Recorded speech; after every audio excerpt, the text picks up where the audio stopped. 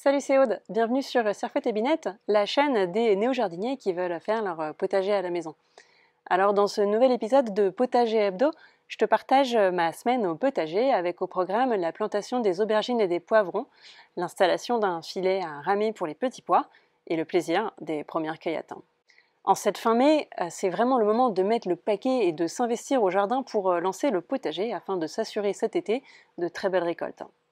Alors si toi aussi tu souhaites te lancer, j'ai écrit un guide gratuit de 10 conseils pour bien démarrer au potager que tu peux télécharger en cliquant sur le lien que je te mettrai dans la description.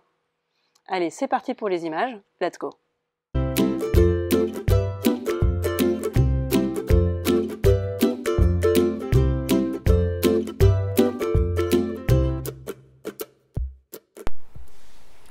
Donc cette semaine, j'ai commencé par prendre le temps de bricoler à moindre frais un support pour faire grimper mes petits pois. Pour cela, j'ai tendu un filet à ramer entre deux tuteurs tout simples. J'ai sécurisé le filet en l'attachant avec des petits nœuds sur les tuteurs, en essayant de bien tendre le tout. Les mailles sont peut-être un peu larges pour ce premier essai, mais j'espère quand même que ça va suffire pour que mes petits pois s'y accrochent avec leurs petites vrilles et que ça leur apporte un peu de maintien pour grandir dans de bonnes conditions.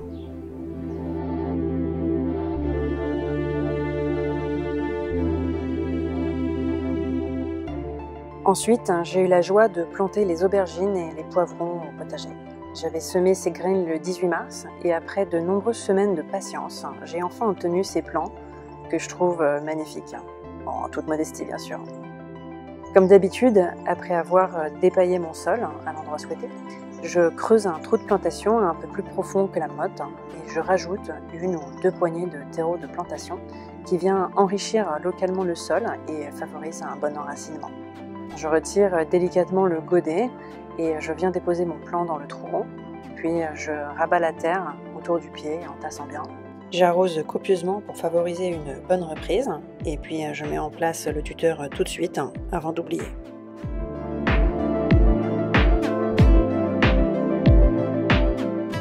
J'en profite pour te glisser un petit mot sur le paillage. Je sais, je t'en parle à chaque fois, mais pour moi, pailler, c'est vraiment le geste le plus important que tu puisses faire pour prendre soin de ton sol et économiser l'eau. J'utilise ici des paillettes de chanvre, ce qui, à l'usage, est ma solution préférée.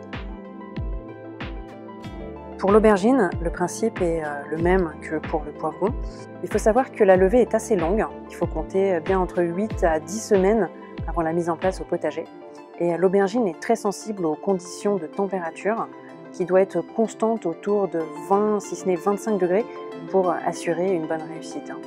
Le semis est donc assez difficile et pour débuter, il est tout à fait indiqué de se procurer des plants déjà levés en jardinerie, bio de préférence. Ceci étant fait, j'ai essayé ensuite de faire un peu d'ombre à mes jeunes plants de courgettes en installant une cagette pour les protéger de la brûlure du soleil. La courgette aime beaucoup le soleil, mais les jeunes plants fraîchement repiqués sont parfois un peu fragiles et susceptibles de se dessécher.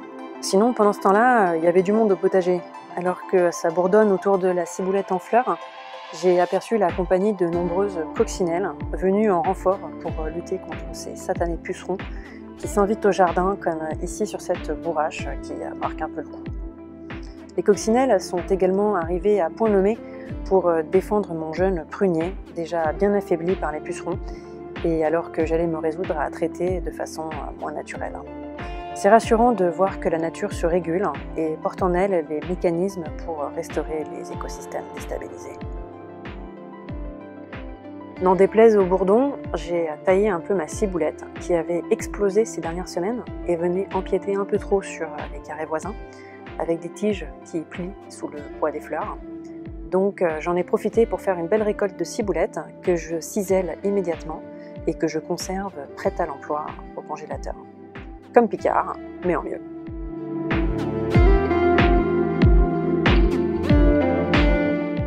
Enfin, comme je te le disais dans l'intro, j'ai aussi cueilli les épinards pour me faire une jolie salade de jeunes pousses hyper tendres, rien à voir avec les épinards du commerce et même ceux que je trouve sur le marché.